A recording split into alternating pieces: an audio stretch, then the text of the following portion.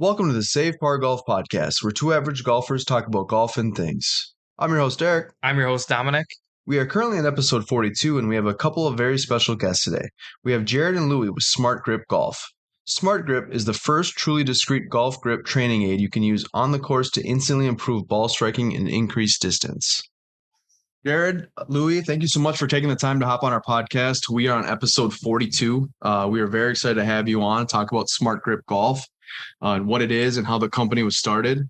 And Jared, I did want to say thank you so much. It was nice to meet you. You actually were willing to fly out in Minnesota and play in our first annual Save Par Golf tournament. So I really appreciate that and look forward to playing in a new golf outing sometime in the near future. So appreciate that. Yeah, we hope you didn't hate Minnesota because we know it's kind of Minnesota. We're going to pick your brain and figure out your thoughts on Minnesota. Yeah, no, we like it here, but it's not like a golf destination, which we've said a few times. So it does mean a lot that you did fly out for us in Minnesota. Sure. Yeah, it was a pleasure. First of all, thank you. Derek and I have been talking on Instagram for a little while, and I said this to him then, and I'll say it now. I've been very impressed with the, camaraderie, not just in the golf sector, but with Derek, personally. And so, I wouldn't just do that for anyone. I think I appreciate that. We had a trek. We had fun afterwards too, as well. But like I said, it means a lot to me. Likewise. It was fantastic. It was a great track. Bull Rush was fun. I mean, that was a great track. It had everything, that you could think of. You guys said for a first annual golf tournament, it was really, really well done. So kudos to both of you for pulling that off. Thanks so much. We don't want to give too much information away, but we might have a potential golf outing in March maybe in Arizona. So it's not a for sure thing, but awesome. Definitely love to have you guys out. But so let's jump right into it. What is SmartGrip Golf? Okay. We are jumping right into it, aren't we? The meat and potatoes. Yeah. Dang. What are we gonna do after? What are we gonna talk about after this now? No, it actually was an idea that, there's a large, I'm learning more and more of us are out there. We're just out there to have a good time. And we're probably between, I'd say 15 and a 20 handicap. And there's just this nice, we're just out there to have a good time. The downside of that is most of us have a terrible slice. And I was one of them. And it was so frustrating, not only because you couldn't hit the dang ball straight, you're aiming completely left. Just to try to make it work to drive 200 yards and it's just ridiculous. And so, of course I jumped on YouTube and learned about the grip, and all the things that went on with that. And there was a grip called a strong grip where you kind of turn your hand over, and it was like, oh, I'll give this a shot. And I went out the next day probably the next day. We golfed every other day at that point, and gave it a shot, and it worked right away. It was just like magic. And I just remember thinking, all right, you guys are going down. Like, this is it. I'm going to be like scratch golfer before the end of the summer, whatever. And the third hole comes around and slice right out into the field again. I'm just like, wow. So what I realized in that moment was habit. Just this habit. We build habits. I've been golfing, and if you're golfing for any period of time, you'll learn lots of bad habits that are very hard to break. And this was one of them. Is just me getting up there and all the things I'm thinking about before I drive my ball or hit it. And so I kept trying to remember. And I just remember literally, it's like kind of what you would imagine is me saying like, hey, wouldn't it be cool if there was like something on your glove that turned green and told you, like reminded you were in this grip every time. And, I can't even remember how the conversation went like that. If we talked about, the green light or whatever, but I just remember going back. And that's really for me where in the back of my mind, I think if anybody's had ideas, you can have ideas, but there are some ideas, and I know Louie, you can speak to some of the businesses you started, but like, and same with Save Par Golf, like some ideas you can't get out of your head and they just sit there and they're just like, you can't stop thinking about it. And that's really what it was for me. And as I got more into the grip, I started learning more about the fundamentals. And I just realized what a treasure trove it was and how powerful the grip can be, not only for me, but for people just getting into golf, trying to learn how to do it. And they can build on solid foundational habits and have a good time doing it. I could go on and on and on about what I learned about it and the things that can go along with the benefits of it. And I'm sure we may cover some of it now, but that's really where the idea started, was just cure my slice, get it out of the way. We obviously now at this point have a lot more, exciting things planned down the road, but there's nothing more frustrating than slicing that ball and losing your ball over and over again and not having any control over it. So I don't know if you want to add anything to that, Louis. I know you're kind of fresh into this, but I love fresh perspectives. If there's something you want to add, feel free. No, I think you hit the nail on the head. I mean, I probably fall in the category, maybe not 15, 20, maybe more like 20 to 30. I'm right there with you. Let's be honest, right? Like, and, I've always been able to hit the ball really far, but not straight very often. And sometimes we go straight and I'd be like, man, I was north of 300. Yes, let's go. And then sometimes I would be proud because I would put it not in the backyard of a house lining the course. I would put it probably in the front yard of the next house rows over because it would slice so big. So when Jared told me about SmartGrip and how it worked, and we took it out to swing the clubs a little bit, I was, it's one of those things. Just like okay, and then you try it, and you're like, okay, right, there we go. Okay, that is straight. And I think the beauty of it is that when people do activities and play golf because they want to have fun, and you have more fun when you have more success, right? Because if you're like, man, I bought a whole box of balls and I lost them all by the turn, I'm out. That's not fun. It's not fun. It's frustrating. You're like, not only are you trying to relax, but you're like, I'm trying to relax here. And guess what? I suck. I'm not good because I lost all my balls.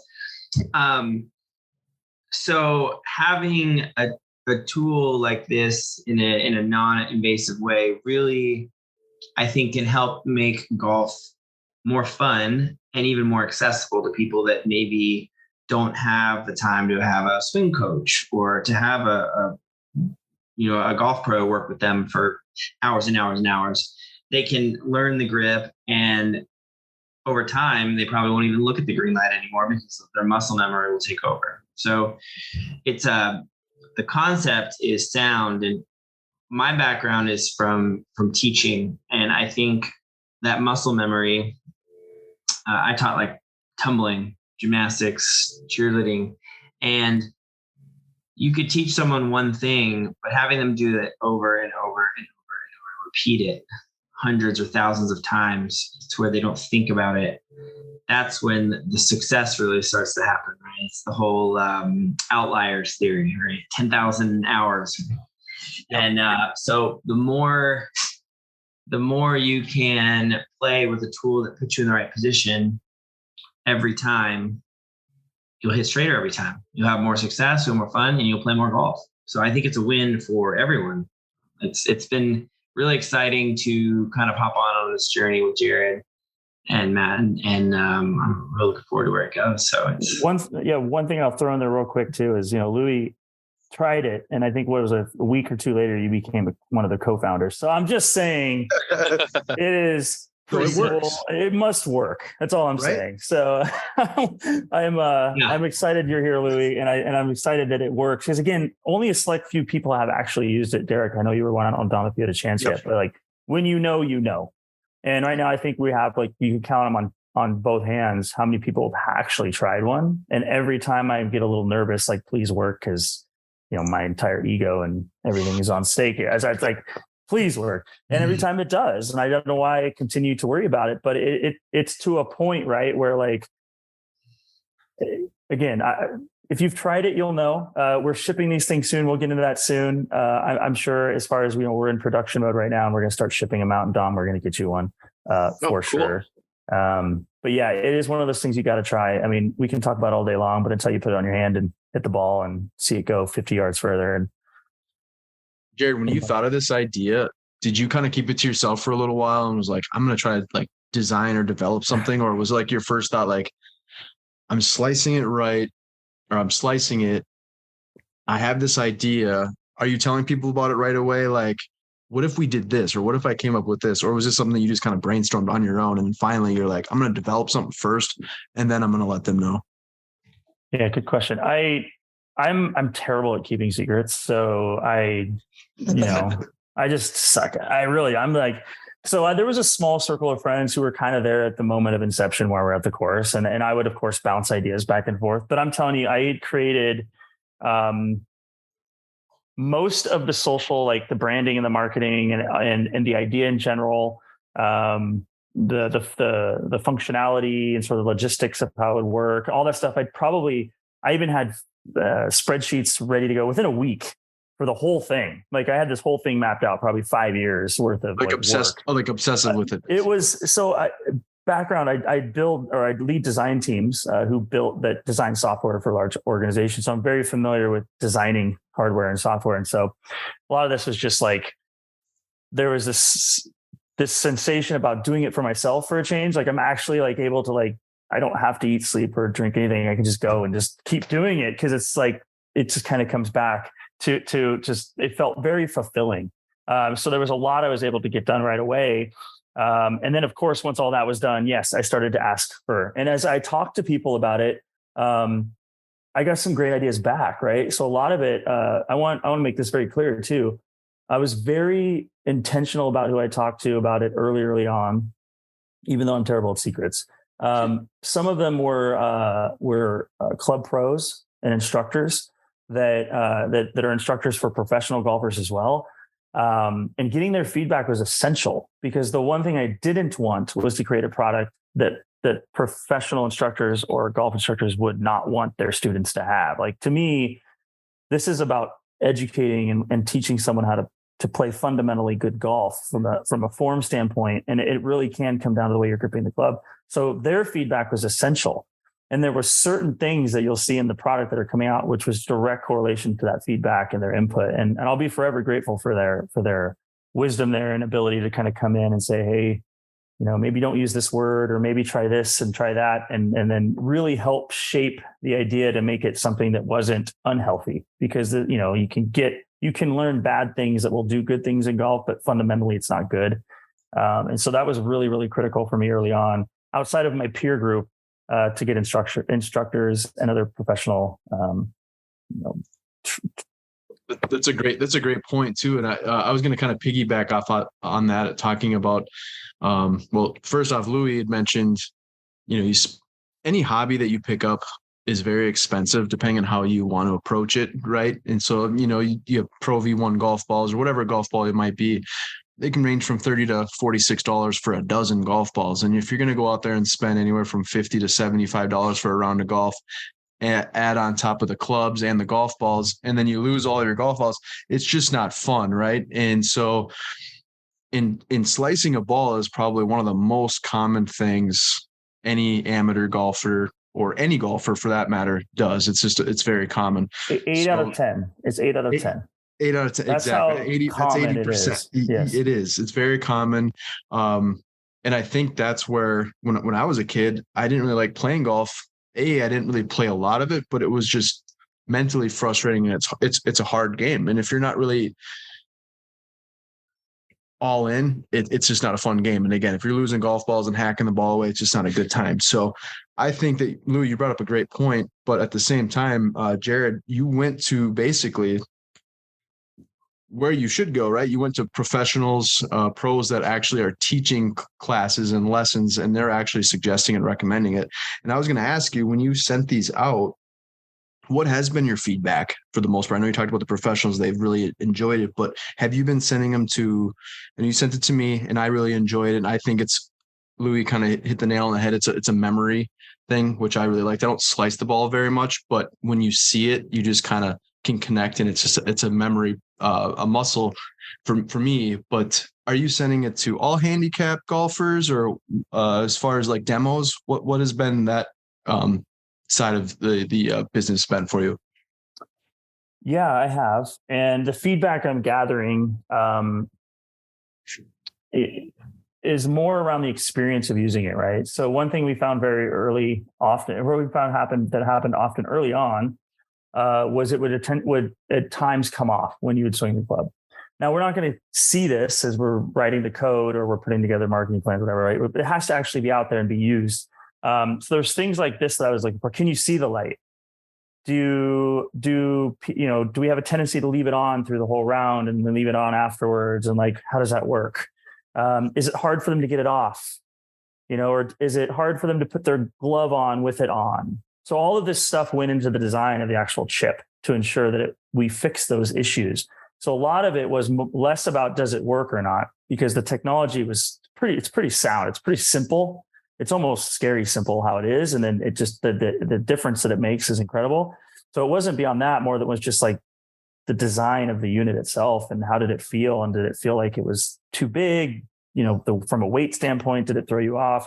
All that stuff matters because there were a few things early on that I really wanted to keep in this product, which is like, it has to be discreet. It has to be something that is just, it's there, right? That's a big, big thing. The other thing is something I can take with me on the course, right? Like, again, like you got to be able to take it with you on the course. And then something that works right away. There's no warm-ups. There's no like calibration. It literally just put it on and it works. So there's all these things that I wanted to make sure from an experience standpoint stood out. And so that's really the feedback I got no matter who had it. But again, like I said, we had some interesting findings early on around, there's a little notch on the Q Mark gloves that we had to ensure was tighter. There's just a little, like from a lighting standpoint, we had low battery indicators and things like that we're going to start putting in over time to help the experience be better with using it and not make it so it's like a hassle, because that can, no matter how good it fixes your slice or anything else, if it causes you more issues, like if it adds issues, it's really not worth it. So we really wanted that's the angle of feedback I was really after as I sent these out, more than how could we improve the algorithm or anything like that. So, no, I'm cutting you off. No, go ahead. So this takes me to one of my questions. You're saying the Q Mark glove, stuff like that. I read about those on the website and the product info. How readily available are those gloves? I don't think I've ever owned one that has that. Like, is it like expensive to get one of those gloves? Like, I play the G4 gloves, so like they're a little bit more expensive, but it's just like a nicer leather. Like, do those come with when you buy the little sensor? Yep. So the reason I wanted to use a Q Mark glove, I wanted my own glove from the very beginning, but again, I needed to get to market fast. And so I reused existing technology. We ended up, the Q Mark, I remember going to it was Silverado in Napa, and they had them there. And I was like, I still have the video I sent to them. I was like, guys, look at this. And snapped in, right? This little magnet just snapped in the glove. I'm like, that is it. Like, let's make it work with this. Square did the same thing with its reader when it first came out. So Square, if you remember, when it first came out, they used the audio jack because they didn't have, the sliders. So the audio jack actually transmitted. They reused that before they could create their own, PO or what is it? Never knew until Apple got rid of it, right? Until Apple killed everything. But that's a similar approach that I wanted to take. And again, we're not going to always rely on Q Mark. We've had discussions about them always being compatible with Q Mark, but they are hard to find. We do plan on making our own gloves that are proprietary to SmartGrip. We can do a lot more with that. It's just a matter of time and money. And again, at the same time, like, we will sell these with the gloves. We plan on doing it. We're gonna have our own custom ball markers that'll come with it and everything like that. So we know that the chip needs the glove right now. And so we're gonna do everything we can to ensure that you have both. With that being said, is it Indiegogo, I believe, is the platform? You guys started it kind of very similar to like a Kickstarter. Yep. So you guys had a goal, you met the goal, which is very impressive. That kudos to you guys for doing that. How was that approach because as far as like followers go, I think we had the Par Train on a while back and a couple weeks ago. Yeah. And like for us, we have a pretty big platform on Instagram, right? So social media. So it's been very helpful for us, but they kind of did it in reverse. Their podcast really took off, and he's like, well, we need to start an Instagram page. And so that's kind of how that works. So they almost did it in a reverse order, which is very impressive. And for you guys, you're still very new to Instagram and social media, and we're able to make that fundraising goal. I think that's fantastic. How does that work, and what was the approach on that? And did you guys have any help specifically of like, was it just you, Jared, or do you have a couple other team members, Louis and Matt, or how did that help kind of kick? I don't want to say kickstart because I'm taking it. How did that Indiegogo your fundraiser? You should have just said Kickstarter. I know, right? It's funny you say that, because initially my intention was to go on Kickstarter. And what happened was Indiegogo reached out to me and was like, we want to feature you and we want you to be exclusive. And so they, it was something I had to think about, because I've heard of Kickstarter and I was very familiar with that. I was not as familiar with Indiegogo, but they were so excited. They were like, literally, we will, like, whatever you need to get you going, we'll promote you, we'll help you. And so I was just like, wow, like of course, like if you're going to do that, it's a very similar platform to Kickstarter. It runs very much the same way when you think about, how do you want to launch and run a campaign. So it was something that, we decided to do. And, I take great pride in that Indiegogo page, because I did a lot of research in what makes a great Indiegogo page, believe it or not, like all the things that you got to put on there. And it's one of those things, again, where I just got so involved with it. I just kept updating it, kept tweaking it, kept improving it, kept trying new things. And the feedback I got from Indiegogo when they first looked through it was, you can't say all of this. Like, you have all this stuff in here. Like, you're telling like your life story, basically. Like, you need to just cut it down, like to bare essentials. And it was so hard for me to do that, but it was really, really good, because it helped me understand the story better and helped me understand what the product did and how the product helps people better, right? Like, I already kind of knew, but I would embellish a lot of it through story. And so the process of actually creating the page was nice, and it did work, right? I think people want to see very clearly and quickly, will this help me or not? Is it legit? So legitimacy is a big thing too, right? So we knew right away that the first week of the campaign was very critical. We wanted to get a good start, so we did a lot of promotion prior to that. And then of course we had another towards the end of the campaign. But yeah, it's a word of mouth thing. And we had a few prototypes out during the time, and people who have tried it, of course, were promoting it. And I'm super grateful for them for doing that. Because, it again, when you've tried it, you'll tell people about it and you believe them, because you don't make this stuff up. And so there was a lot of that grassroots marketing stuff happening that it was going unseen to me, but I'm super grateful for that. And again, I had no idea what I was doing.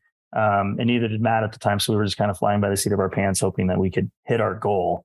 But we did feel very, I would say, taken care of by Indiegogo. I'm super grateful to them and their team for really helping us with a successful campaign. What has been like the toughest part as far as the business aspect? Like you do this Indiegogo page, create it. You have to design the product itself. Is there something that you really enjoy doing as far as the business side? And is there something that you just like kind of maybe tough, or you'd like to have maybe Louis help you on that side of things? Yeah, I was just gonna say, I can't really do any. I'm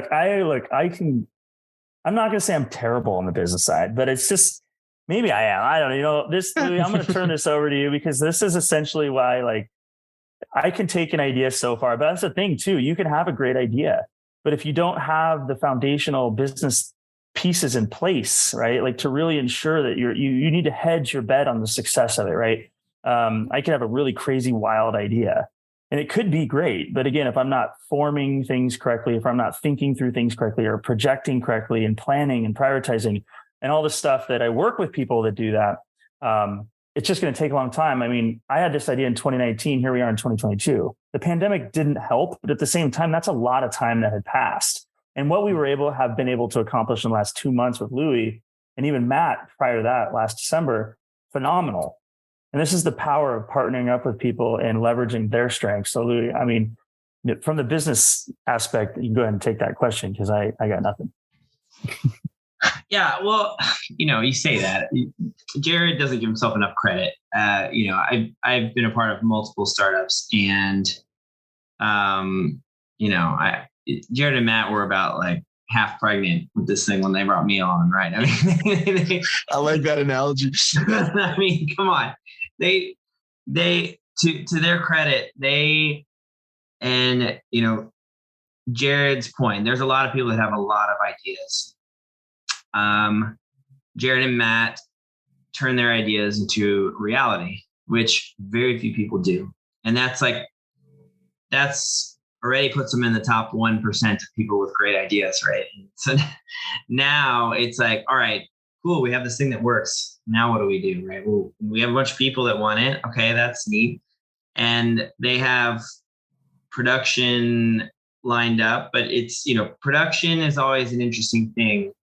Scaling production is the challenge, right? Going from, well, we're going to make 250 to we're going to make 250,000, right? Like, so that transition and who the right partners are and what are your materials of construction and all those pieces. And do we raise money? How do we raise money? How much money are we going to raise? When do we start marketing? All of those things is kind of like, that is the next step, right? And as we stand here today, we're preparing to kind of birth this child, right? That is SmartGrip. I mean, it's like a mother that did all the work, it grew the baby, and then now it's about to be born, but you still got to raise it, right? you gotta nurture it, feed it, and teach it, and train it, and coax it, and guide it along. And there'll be ups and downs, and that's with every business. But we've got an exciting road ahead, and Jared and Matt did such an excellent job getting it to where it is. And as we continue to grow, I'm sure the team will grow as well. Right. And that's the exciting part about starting businesses and creating and building, right. Is that you create not only a product, but as we create jobs, we create livelihoods for people, you create more, and all the people involved, whether they're using, they're a customer or they're on the team, their lives are better because of this idea that became a product.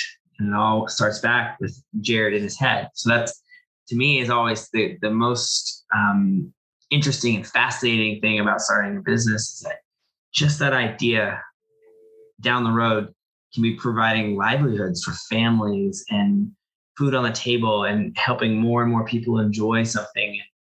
It's just such a gift to the world that Jared gave when he took his idea and said, let's make this real, Matt.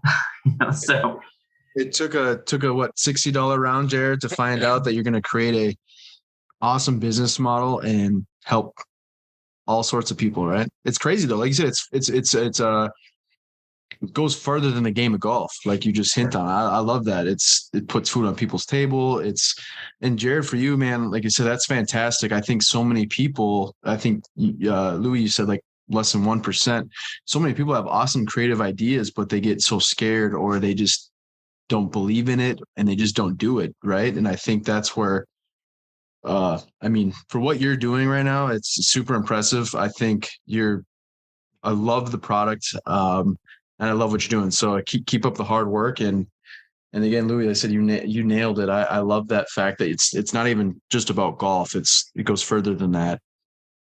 And if it eliminates my slice, I'm sure it's a good product. There we go. It's a double win. Right? Come on, I can't go wrong there.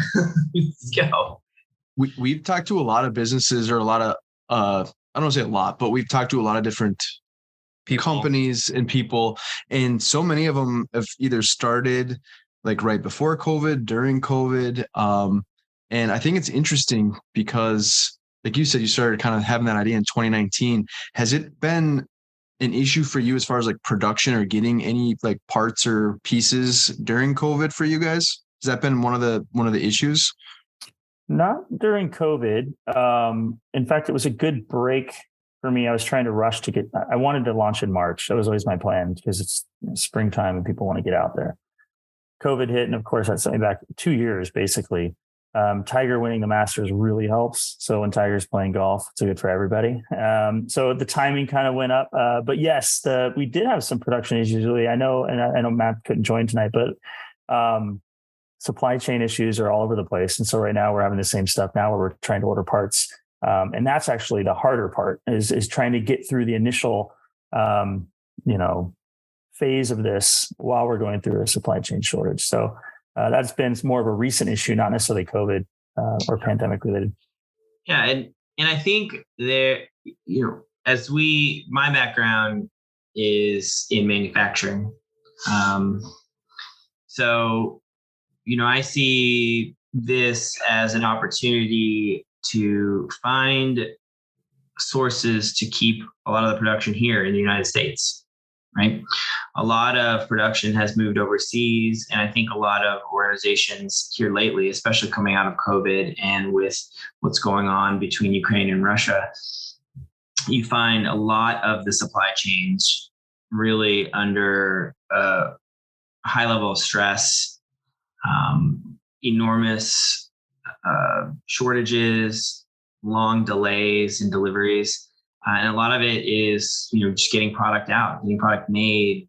There's lots of still COVID shutdowns that are happening in China, and they're locking down whole cities. And if we were to go there, who knows, right? So I think the opportunity here is, if we can keep as much manufacturing here stateside, the huge opportunity to kind of tighten up that supply chain and seize our own destiny, right? So not put our destiny in a bunch of different suppliers' hands, and we can consolidate that as much as possible, or self-produce as much as possible.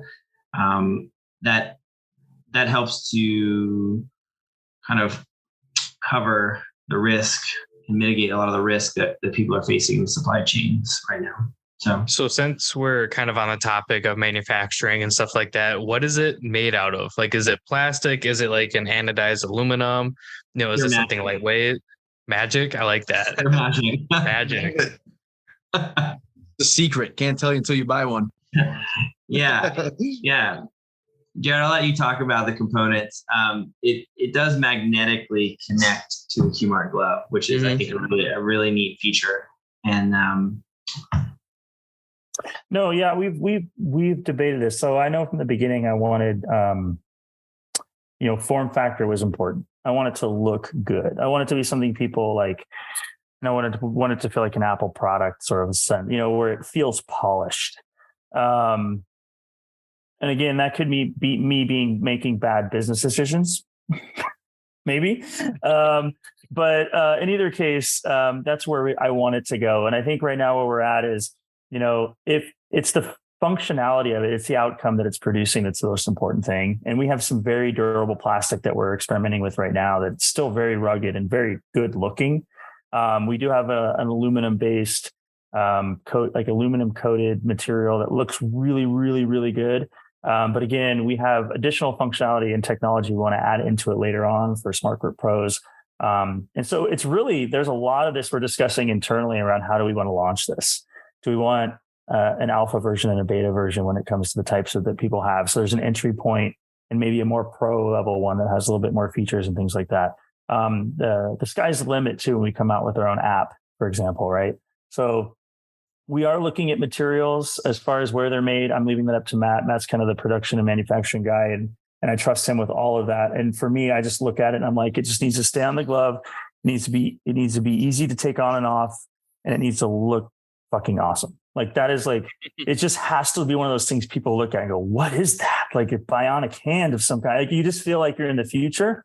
And it just has to, the quality to me means everything, outside of obviously the outcome that it produces, but I'm just a big stickler on quality. And so a lot of so in funny fact, right now we're actually, Matt is hand making all of these. That's how important quality is for us right now, is we want to do each one. We're making each one by hand to ensure that they're done correctly and accurately and with quality. So the quality has always been a thing, just even how we assemble them, to how they're presented, to how they're used. And of course, like things like battery life and things like that.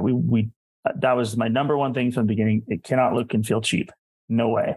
Because golf is a game where we're not out there, sure, we can play our nitro balls if we want, or our top flights. But when it comes to like our swing and we got our gloves, you're starting to see clothing and everything else happening. It's looking really good right now. The last thing you need is some cheap looking plastic on your glove that just looks like some, whatever. So I'm big on this one, and I'm very bullish on it. And it's something that, again, probably gets me in more trouble from a business aspect. But I absolutely, we are really taking it seriously as far as the materials we're using to ensure that they're just durable, waterproof, resistant, etc., but also look really good at the same time. So we talked about what Smart Golf or SmartGrip Golf is. How does it, for our listeners, how does it work? You get a glove, you put the chip on. Can you just explain? I know we've talked about what it does, but so if somebody buys one, what are they going to get? They will get a chip, SmartGrip chip, and a glove, the QMark compatible glove. Well, you'll simply just attach it. There's a little notch on the QMark gloves where you'll pick up the metal ball marker. Typically, it's where you can put your finger to pull it up. We use that notch to calibrate it on the accelerometer inside of it. So we use that to sort of calibrate the hand. So once that's in, you'll see it blink 3 times. That means it's on and it's now reading data. Once it's on, you'll grip your club. Now, one thing people I found in the field, a lot of us tend to grip the club incorrectly. I know we talked about this, Derek, a couple of weekends ago. A lot of people will grip it in the palm of their hand. And what you want to do is grip it like you would grip a hammer. So you're going to grip it in the fingers or like the knuckles or the kind of down the bottom, the base of your fingers. Like think about holding a hammer. You wouldn't hold it in the palm because you have very little motion in that hand. So by holding it in the finger, you'll get better accuracy with SmartGrip because it was made for a proper grip. I do everything wrong then. when you're holding it in the palm, what'll happen, and this is a good indicator actually for anyone listening to this podcast. You'll know you're holding it in your palm if it feels like you're turning your left hand over way too much. Like it'll feel like you're almost like, this looks ridiculous. I should not have my hand completely upside down. It's because you're holding it in the palm. So if you think about holding your golf club up like a sword and you're just putting it in your hand and then you just drop it down. That's what it needs to feel like. And then the green light will turn on. Once the green light is on, you swing. It's one more thing I'll call out is that it'll almost feel like depending if you're right-handed golfer, your left tricep will flex. And it's a strong grip. It really feels solid. And it makes a huge difference, like I said, just in the confidence of the swing and the accuracy and consistency, and you'll feel it right away. You do have a SmartGrip and a SmartGrip Pro, correct? Currently, yes. Okay. And as far as like the battery life, how does that work? So is it just like a little chip, or do you charge it? Well, and like how do they differ? Like, is the Pro gonna be like amazingly different, or is it just added battery life with a couple of features? Or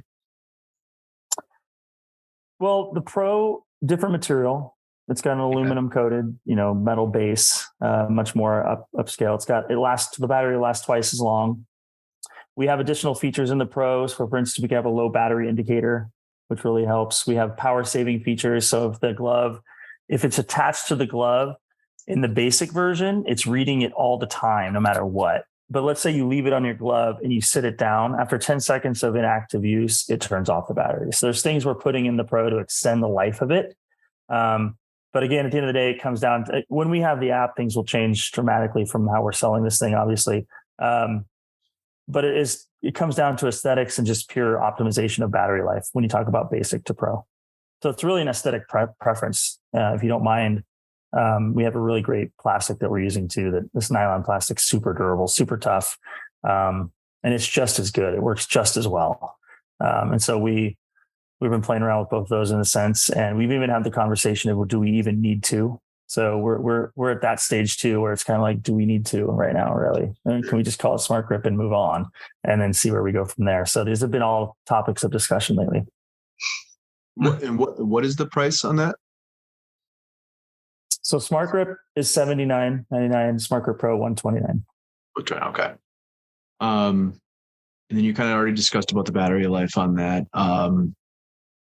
And we are running a promo right now that I just created right before this podcast. So anybody listening to this, and I'm leaving this on in perpetuity. So if you listen to this in a year from now, give it a shot. The code is SAVEPAR20 and you'll get 20% off your entire order. So SAVEPAR20.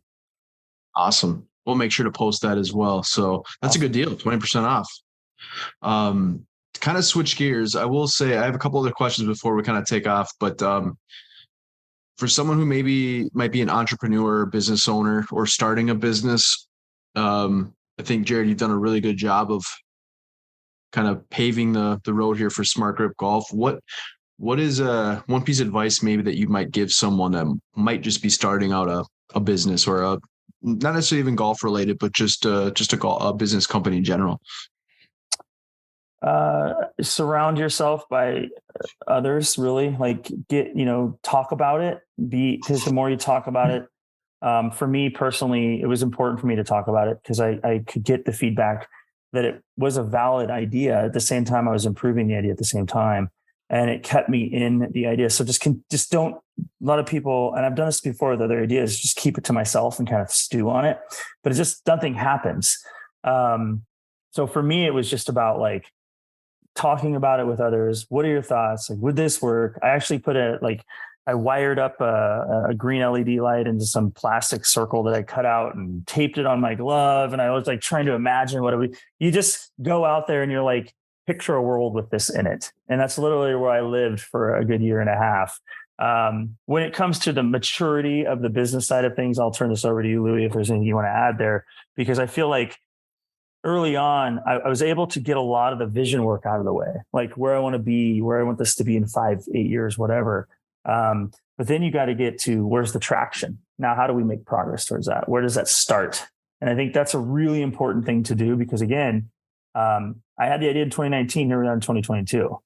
That's 3 good years, right? And again, something I always like to do this with the teams I work with, the organizations I work with, and even with this project.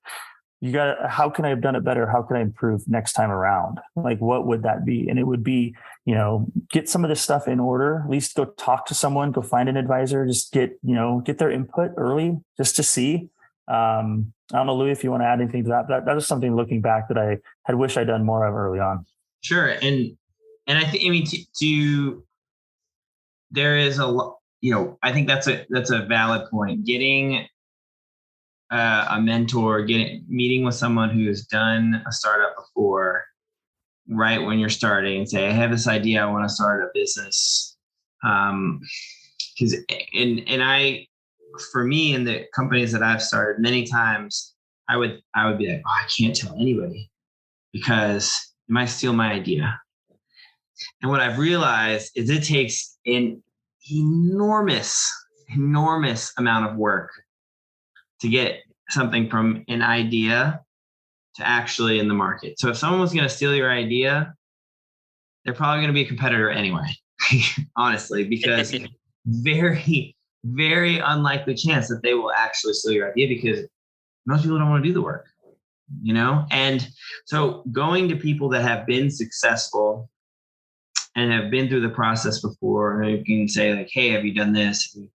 Have you checked the domain names? Have you done the trademark searches? Have you done all of those little details that, you can check and or not, so you don't, get down the road. And then I think one of my favorite examples that I can give, and I loved watching it, and I think everybody did too, maybe not for this reason, but if you think about Elon Musk with SpaceX, and especially the Starship, right? It was like Starship 10 by the time that thing landed back down. I mean, it blew up, like millions and millions of dollars blew up over and over and over. It failed so many times. But the trick to starting any company is to fail quickly and to fail fast, right? Because you learn when you fail. Well, that didn't work. All right, let's try something different. Let's try something different. Let's try to improve. Let's try to improve. And the faster you can iterate that cycle, the quicker you get to success, right? If you try to put it all into one bet, this is my one shot, it's got to be perfect. You may or may not hit the target. Very often you don't. But if you're open to failing and you're willing to try and try again and try again, learn and learn and learn, that kind of repetition, that kind of grit and fortitude and commitment to the idea and the business is what usually sets apart the people that are successful and not. And that, I think most people can do that if they commit to that and they're open to, failing. Most people don't like it though. I don't like to fail. But it's a great example. Actually, both of you guys had awesome pieces of advice. Yeah, it's the one thing, like I'm in management and I'm actually a business major, and it's kind of going, but it's not really going type of thing in school. The one thing I tell my staff is like, it's okay to fail. You're not going to be great at everything at every time. But if you're going to fail, I want you to learn from it and learn why you failed, whether it's, just X, Y, and Z, or if it's something that all you have to do is tweak one word. It's all about growing from the experience. And if it happens, it'll happen regardless. You're going to fail eventually, if not right away. It's kind of like, I can't help but relate everything we've talked about to kind of us starting this podcast. I think we kind of had the idea in 2019. And then I think 2020 came around and we're like, well, if we're going to do this, we're going to do it big. We're going to do it right. We're going to be quality driven versus quantity driven. Whether that's me looking up like hundreds of microphones to use or even computers or stuff like that. But it all kind of goes back to just really wanting it and really wanting to bring something to the market that is going to either help people or that people will enjoy. Yeah. I mean, and that's it. That's just it. You can think about something and sometimes people get nervous or fearful. And, as I have moved forward in my life, it's almost like when life presents you with opportunities where you're a little nervous, you're anxious, you're like, I probably should do that then. It's an opportunity for me to grow. It feels like that.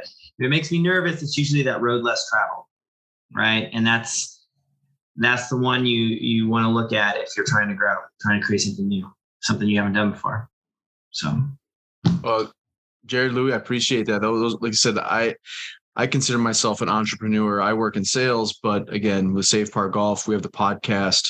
We're always looking at ways to grow the game of golf. And again, this is why we do the podcast.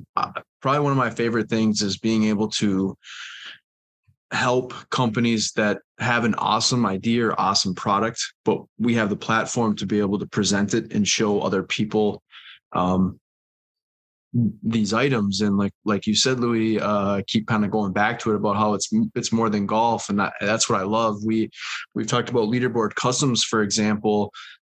He's a custom shoe designer. He does a lot of golf shoes, and we actually had at our tournament. He wasn't there, but he was one of our prizes. He did a custom pair of Nike Roshe golf shoes for the closest to the pin. And there's been numerous times where he sent me DMs about how he could literally quit his full-time job and do custom shoes if he had a clone, because he's gotten so much DMs and so much business from something that I've done. And for that, that's the reason why we do Safe Par Golf. And so it really benefits me to be able to, and Dom, to be able to have people on that have such a cool idea and be able to kind of promote it and help get people familiar with SmartGrip. Because I think, like you said, it's not cheap to have a swing coach or a golf coach, right? This is a pretty inexpensive product, if you think about it, that can tweak a lot of different things. The memory thing, the slices,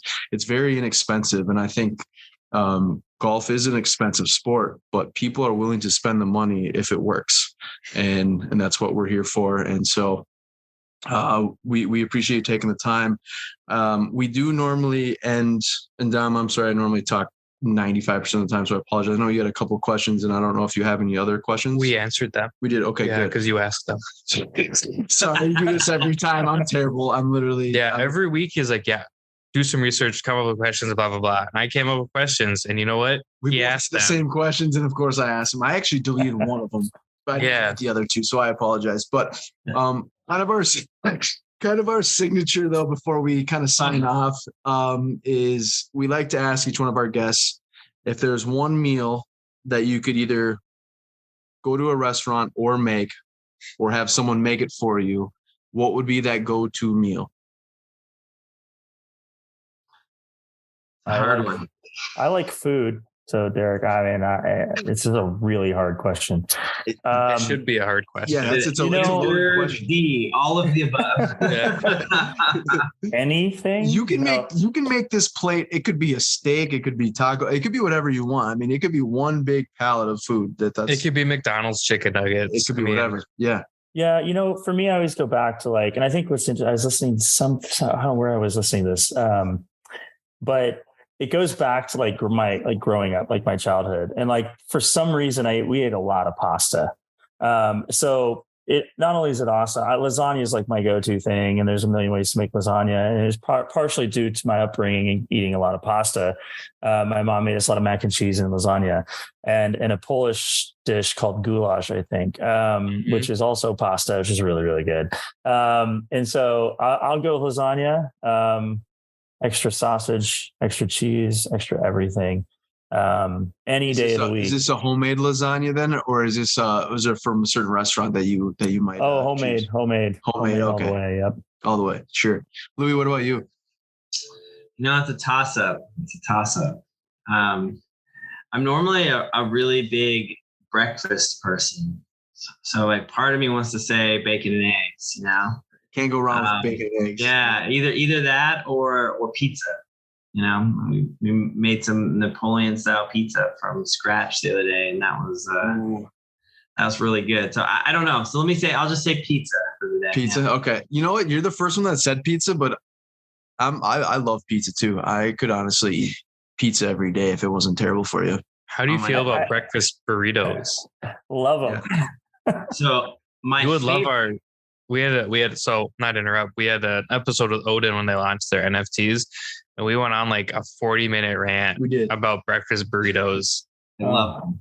And, well, Jared, you were at 3Jack. Did you have the burrito, or what did you have? I know I had the burrito. I was going to get another one. I already. Every time I'm at the golf course, I'll get the breakfast burritos if they have them. That's like my go-to. I like morning golf. I like getting up early. Yeah. I love the dew.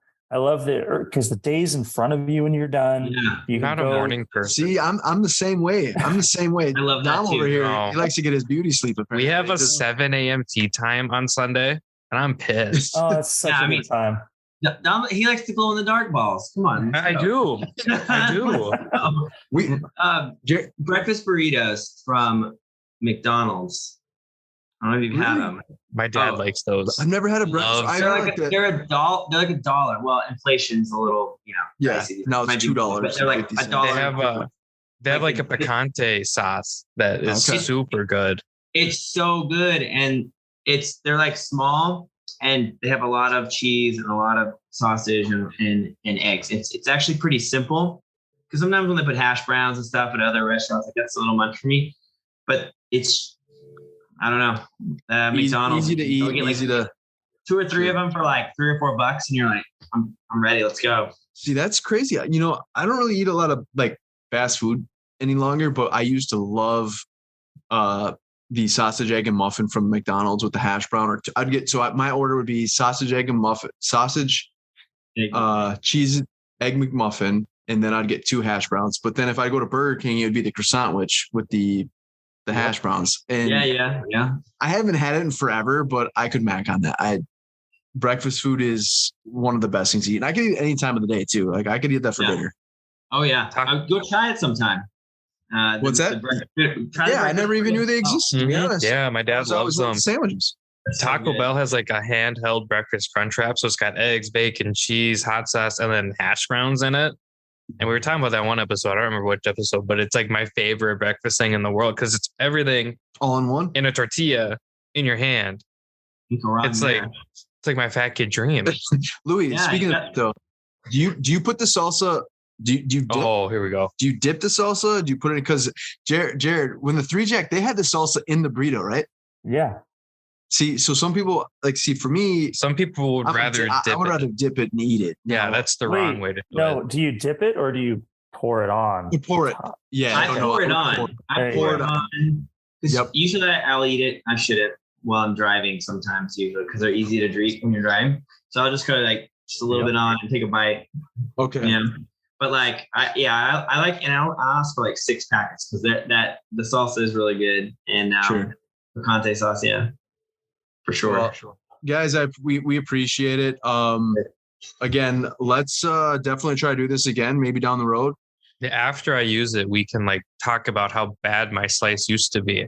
Mm-hmm. Maybe. Hey, there we go. I will say, like, I don't think I would have gone on this podcast, Derek, if you hadn't tried it. It's super important for me, I think, to really instill that, right? Like, I wanted to ensure, like, here, try it. Like, I didn't want this to be any type of like like sales gimmick. Yeah. No, like, you honestly, you sent it out to me, and I yep. Thank you for trying it and giving it a shot. And Louis did the same thing. I really want people to try this. And again, I wouldn't have come on here had you not. And we're sitting here talking about hypotheticals all day. So Dom, unfortunately, you're the odd man out because you're the one who hasn't tried one. At some point, very, very soon. In fact, I can even see if we can get you one like ASAP because I want to make sure you try it. I would love to get your feedback just in general. That's our big ask. So anybody listening to this who has ordered one, when you get it, please give us your feedback. Please send us emails. You can get us on Messenger, all that stuff on Facebook. Just send us your feedback. We want to hear how we can improve it. So if there's something that's not working or not working well or not well enough, please let us know. I will say Derek was like super excited to get it. And he doesn't always get excited over things because he doesn't really have a whole lot wrong with his golf game. Well, no, he hates bunkers, but who doesn't? And he was like genuinely excited for it and was like genuinely impressed. So it made me kind of jealous. And the roles are kind of reversed here. Same thing. I mean, we like to have people on that we believe in. And so, awesome. It goes both ways. So like you said, I tried it. I think it's great. Said I don't have a huge slice. However, I do. It does work. And so we got to get in the hands of Dom, and we'll have you guys on again down the road, and hopefully maybe towards the end of summer, and we can talk about how the production's going and the sales and everything else. And maybe some future different what are you saying? Collabs or whatever. Yeah, exactly. It's like, I don't know what you're saying. Yeah, we could do some more Instagram. We got to do more of that anyway. It's just fun to get on and riff and talk golf because we didn't get to talk about Liv. We didn't get to talk about Brooks Koepka, which I'm kind of pissed about.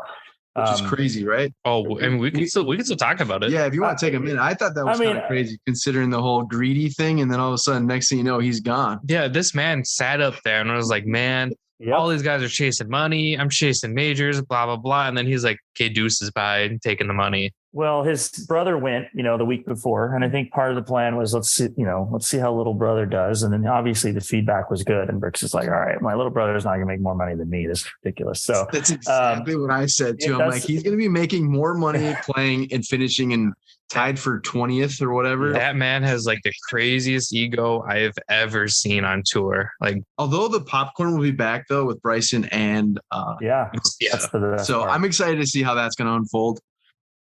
So, what do you think about Liv though, in general? Still so many questions, but this is a touchy topic I'm finding in the industry, but and I'm not going to give you the political answer. I'm going to tell you, I actually really like the idea of Liv Golf. If it wasn't Saudi backed, it wouldn't be as a big deal. In fact, it'd be a completely different conversation that we're having right now.